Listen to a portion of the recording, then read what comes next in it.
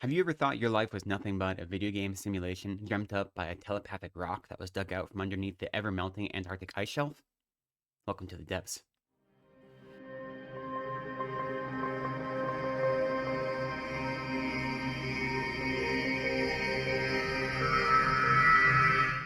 Hello, welcome to Reading from the Depths. My name is Lecton. Thank you so much for spending some time with me today. Today I have another review for you. This is a review of Dengue Boy by Michel Nieva, translated by Rahul Bery. This is being published by Astra House on the 4th of February, 2025, and I was given a complimentary copy from the publisher in exchange for an honest review.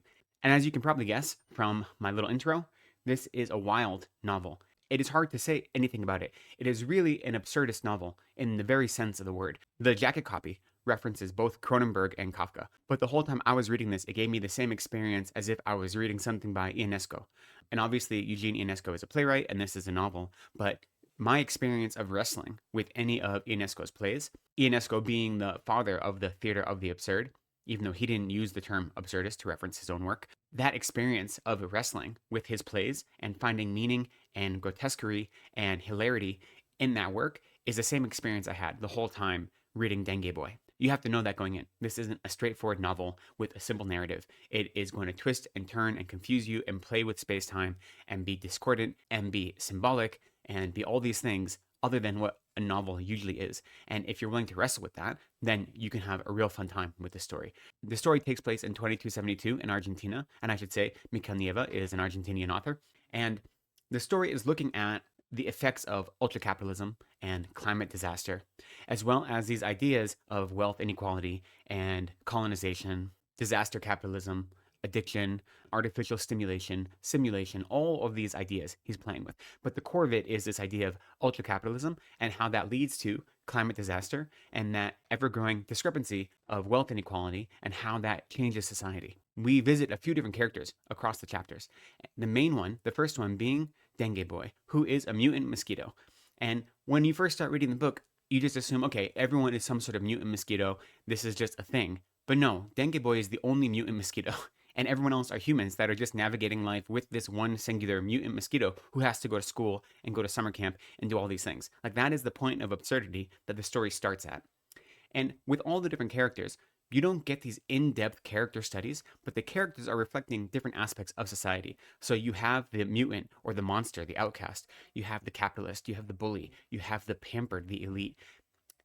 So the characters do have some inner depth, but what they're really doing is they're showing the effects of both capitalism and wealth inequality and colonization, as well as climate disaster on all different aspects of society, and how this kind of autocratic capitalist state affects everyone differently, but affects everyone all the same. So the characters serve as vehicles to show that, and you do get inner life with them. But if you really want a robust character study, this isn't the place for it. Now, the world building is quite astounding. It's done very simply.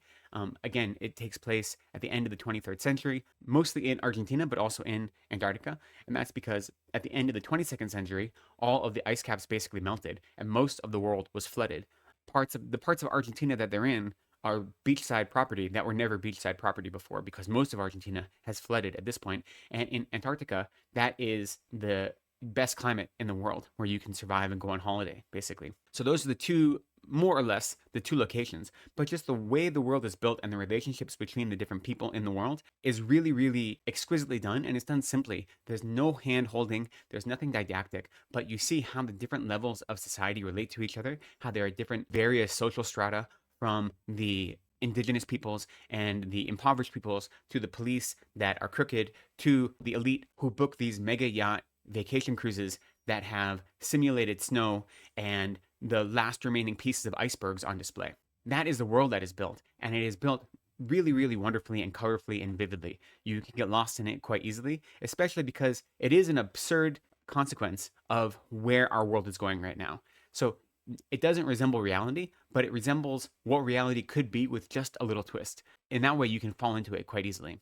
For the most part, the writing is very short, simple, declarative sentences, and the reason this is useful is because what they're describing is insane quite often. And that discrepancy between the simplicity of the language and the inanity of what is being described creates this really stylized universe that you can just sink into. So it's very easy to read. There's never any doubt about the meaning of the words that's happening.